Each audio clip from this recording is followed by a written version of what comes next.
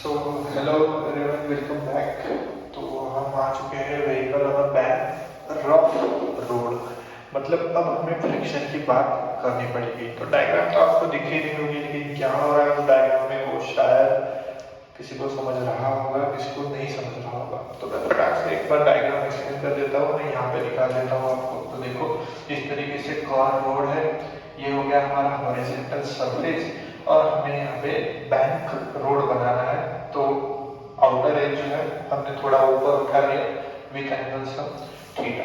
यहाँ पे हमने रख दिया एक व्हीकल। अब इस व्हीकल का क्या करना है, हमें फोर्सेस लगाने हैं। तो सबसे पहला जो सबको पता है, वर्टिकली डाउनवर्ड mg लगेगा। थ्योरी में भी यही चीजें आपको लिखनी पड़ती है। Consider vehicle on a curve horizontal नहीं curve bank road, horizontally bank rough road, right, जिसमें first force which is acting downward, that is vertically downward, mg is weight। दूसरा नॉर्मल जो कि सरफेस को परपेंडिकुलर होगा, राइट। और हमें पता ही है कि जो फोर्स परपेंडिकुलर होता है सरफेस को, यहाँ पे उसे नॉर्मल कहते हैं। और हम सिर्फ वर्टिकल और हॉरिजॉन्टली फोर्स का यूज करने वाले हैं, इसलिए हमें नॉर्मल के दो कंपोनेंट हमें लेना पड़ेगा, जिसमें ये अगर थीटा है तो ये थीटा कहलाता है, तो ये हो जाएगा n cos थीटा, और ये कहलाएगा n sin थीटा, राइट। अब दो चीजें हैं। पहली चीज कि आपको डिसाइड करना पड़ेगा कि आपको फ्रिक्शन कहाँ लगाना है, ठीक है। अब सोचो, एक व्हीकल जो है वह कर्व बैंक रोड से जा रही है, मतलब आउटर एज थोड़ा ऊपर है, तो इस सिचुएशन पे वो व्हीकल है। कर्व हॉरिजॉन्टल रोड मतलब इस सिचुएशन पे, कर्व बैंक रोड मतलब इस सिचुएशन पे, तो इस सिचुएशन पे व्हीकल है। अब सोचो कि वो व्हीकल बहुत ही स्लो स्पीड में जा रही है, और उसको पता ही नहीं कि उस रोड में कम से कम कितनी वेलोसिटी से जाना चाहिए। लेकिन वो शायद अगर उससे कम चली गई तो क्या हो जाएगा, वो व्हीकल जो है नीचे के डायरेक्शन में स्लिप हो जाएगी, करेक्ट। ऐसा होता तो नहीं है, लेकिन हम सोच रहे हैं, राइट। तो नीचे के डायरेक्शन में स्लिप हो जाएगी। तो नीचे के डायरेक्शन में अगर स्लिप हो रही है तो उस समय फ्रिक्शन कहाँ लगेगा, बाहर के डायरेक्शन में। Very good. तो देखो, फ्रिक्शन कहाँ लगा, बाहर के डायरेक्शन में। ये हो गया बाहर के डायरेक्शन में फ्रिक्शन। अब ये तो हो गया फ्रिक्शन जो हमने यहाँ लगाया। अब इस फ्रिक्शन के दो कंपोनेंट निकालना बहुत जरूरी है। क्यों सर, क्यों निकालना, क्योंकि ये तो ना हॉरिजॉन्टल है ना वर्टिकल है, फर्स्ट क्वाड्रेंट में, तो हमें इसे निकालना पड़ेगा। तो ये हो गए करस्पॉन्डिंग एंगल्स। देखो, ये थीटा है तो ये भी थीटा हो जाएगा। ये fs है तो थीटा को जो लगा हुआ होता है वो fs cos थीटा हो जाएगा, और ये हो जाएगा fs sin थीटा। तो इस तरीके से मैंने ये डायग्राम आपके सामने निकाली है। सॉरी, हाँ। तो ये डायग्राम का इंपॉर्टेंस जो है वो आपको समझना बहुत जरूरी है, ताकि आप एग्जाम में उस तरीके से लिख सको। समझ में आ गया। अब दूसरी सिचुएशन हम दूसरे क्लास में डिस्कस करने वाले हैं कि अगर कोई व्हीकल इस तरीके से है, बहुत स्पीड में जा रही है, तो उसको डर रहेगा कि वो बाहर ना गिर जाए। तो मैक्सिमम उसे कितनी स्पीड से जाना चाहिए, तो जब उसे डर रहेगा बाहर ना गिर जाए तो फ्रिक्शन अंदर लगेगा, तो उसके लिए भी हम डेरिवेशन निकाल लेंगे। लेकिन ये फोर्सेस को हम लिखे कैसे, तो मेरे पास एक टेक्निक है, ठीक है, इसी को बताना। देखो, आप क्वाड्रेंट ड्रॉ कर लो। जो वर्टिकली इस लाइन पे है, उसे उस फोर्स को इस लाइन पे लिख लो। तो मुझे ऊपर n cos थीटा दिख रहा है और ऊपर fs sin थीटा दिख रहा है, मतलब दोनों मिला के ऊपर कर रहे हैं। राइट साइड में जो है वो है fs cos थीटा, और लेफ्ट साइड में जो है वो है n sin थीटा। देखो, लेफ्ट साइड में लगने वाला n sin theta, right side में लगने वाला fs cos थीटा, और नीचे लगने वाला mg। तो जब भी आप किसी फोर्सेस के कंपोनेंट्स निकाल लेते हो तो वह फोर्सेस को लेने की जरूरत नहीं होगी, क्योंकि आपने कंपोनेंट दिखा दिया, मतलब इधर इतना लगेगा, इधर इतना लगेगा, तो वो किस डायरेक्शन में जाएगा सिंपल हमें पता चल जाएगा, ठीक है।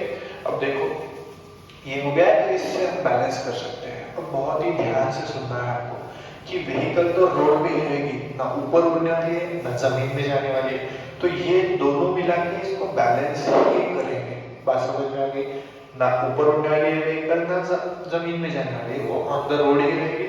तो ये दोनों मिला के इसको बैलेंस ही करेंगे। तो पहला जो रहेगा वो रहेगा, समझो, n cos theta plus fs sine theta. यह किस कौन बैलेंस कर रहा है? mg बैलेंस कर रहा है इक्वेशन नंबर 1। दूसरा इक्वेशन क्या रहेगा? अब बिल्कुल सोच के बता। देखो, डर है उसे कि वो नीचे ना गिर जाए, है ना? डर है उसे वो नीचे ना गिर जाए।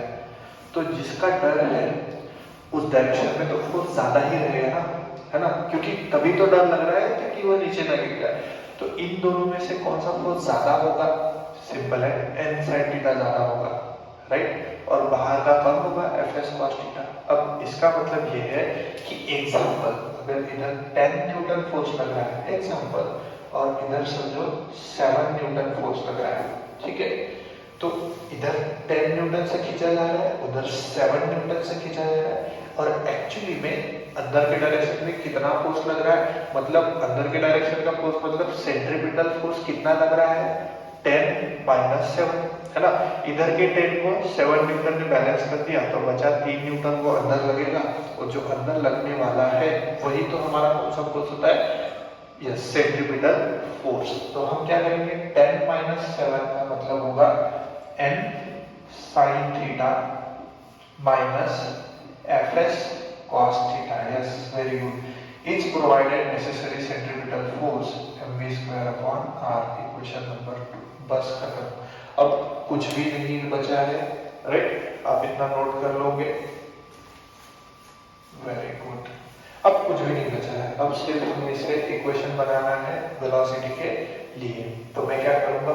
Equation 2 divided by equation 1। Sir 2 divided by 1 फिर से क्यों? आपको पता चल जाएगा। देखो यार, v स्क्वायर में निकालना है तो पहले मैं v स्क्वायर ले रहा हूँ, और राइट हैंड साइड में लेफ्ट में लिख रहा हूँ mv square upon r divided by mg is equals to right hand side का ये n sin theta minus fs cos theta divided by ये आएगा mg का n cos theta plus fs sin theta, right? अब हम क्या करेंगे? We know fs is equals to यस न्यूएस इनटू n। तो मैं यहाँ पुट कर दूंगा पहले m कैंसिल, डिनोमिनेटर की जगह डिनोमिनेटर चला जाएगा, तो ये हो जाएगा v स्क्वायर अपॉन rg। यहाँ n sin theta minus mu s into n, fs की जगह new s into n cos theta divided bye n cos theta plus mu s into n sin। ये तो आपको याद ही रहेगा, दिक्कत नहीं है। That fs equals to mu s into n, कोई प्रॉब्लम नहीं आएगा इसमें। देखो, तो हमें मिलेगा v square upon rg is equals to, यहाँ से n कॉमन, यहाँ से n कॉमन, यहाँ से n कॉमन, यहाँ से n कॉमन, तो ऊपर का n और नीचे का n कैंसिल हो सकता है। अरे वाह, ये तो अच्छी बात है। देखो न्यू एस cos थीटा, यहाँ से n कॉमन निकला तो न्यू एस cos थीटा बचा, यहाँ से n कॉमन निकला तो sin थीटा बचा, डिवाइडेड बाय यहाँ से n कॉमन निकलेगा तो सिर्फ cos थीटा बचेगा, प्लस यहाँ से n कॉमन निकलेगा तो new s into sin theta बचेगा। n n कैंसिल हो गया। अब देखो क्या होगा, ये लिख लिया आपने, वेरी गुड। हाँ, अब क्या बचेगा? v square upon rg is equals to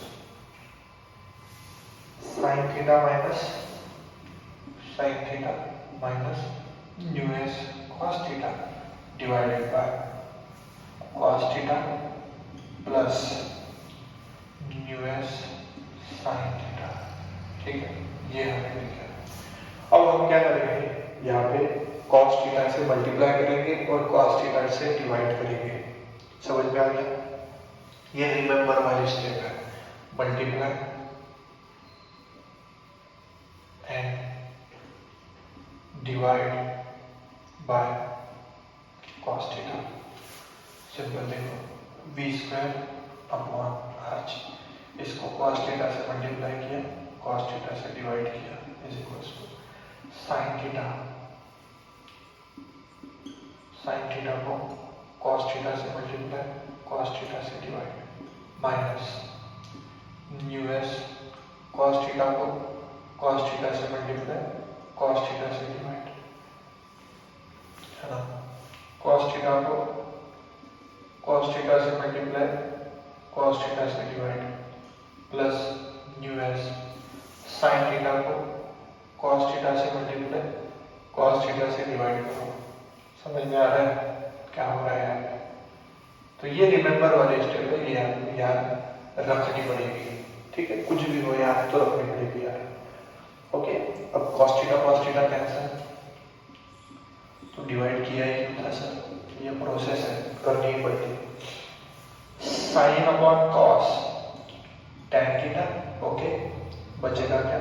cos theta minus mu s cos theta cancel फिर से क्यों डिवाइड किया था सर? प्रोसेस है बेटा, करना पड़ता है। cos थीटा कैंसिल, यह cos थीटा से डिवाइड होगा plus sin theta upon cos theta tan theta, so it is new s tan theta into cos theta. ठीक है, तो ये हो गया होगा शायद आपका, है ना? इसको मैं रिमूव कर सकता हूँ। ओके, नहीं हुआ है तो स्टॉप करके कर लो। ठीक है,